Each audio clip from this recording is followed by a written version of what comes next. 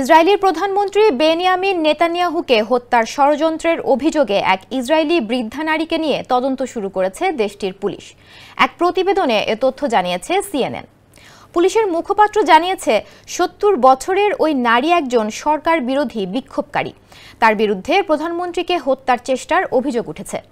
তদন্তে উঠে এসেছে ওই নারী অস্ত্র সংগ্রহের চেষ্টা করেছিলেন এবং নেতানিয়াহুর নিরাপত্তা ব্যবস্থা সম্পর্কে জানতে অন্যদের সঙ্গে যোগাযোগ করেন। তবে এসব ঘটনা কখন ঘটেছে সে বিষয়ে বিস্তারিত জানানো হয়নি। মামলাটি ইতোমধ্যে ইসরায়েলের রাষ্ট্রীয় আইনজীবী দপ্তরে হস্তান্তর করা হয়েছে। জানা যায় অভিযুক্ত নারী তার একজন সহকর্মীর কাছে রকেট চালিত গ্রেনেড সংগ্রহের জন্য সহায়তা চেয়েছিলেন। স্যান্ডেলিনা সো, রূপচর্চায় আভিজাত্য এবং প্রধানমন্ত্রীর গতিবিধি ও নিরাপত্তা সংক্রান্ত তথ্য সংগ্রহের অনুরোধ করেছিলেন। ওই সহকর্মী তার পরিকল্পনায় অংশ নিতে অস্বীকৃতি জানান এবং কর্তৃপক্ষকে বিষয়টি জানান, যার ফলে ওই নারীকে গ্রেপ্তার করা হয়। বর্তমানে তিনি গৃহবন্দী অবস্থায় রয়েছেন এবং তার বিরুদ্ধে সন্ত্রাসী কর্মকাণ্ডে ষড়যন্ত্রের অভিযোগ আনা হয়েছে।